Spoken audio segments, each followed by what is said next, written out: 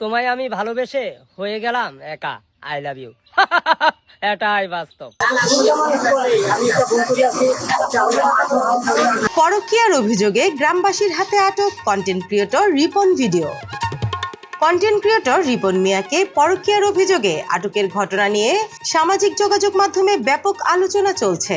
জানা গেছে, সোমবার ৩রা আগস্ট রাতে নেত্রকোনা সদর উপজেলার দক্ষিণ বিশিউরা ইউনিয়নে স্থানীয় লোকজন তাকে আটক করেন। পরে তাকে সালিশে নেওয়া হয়। উপজেলার ৮ নং দক্ষিণ বিশিউরা ইউনিয়নের ৩ নং ওয়ার্ড বিএনপির অস্থায়ী কার্যালয়ে তাকে নিয়ে সালিশি বৈঠকের একটি ভিডিও সামাজিক যোগাযোগ মাধ্যমে ছড়িয়ে পড়েছে।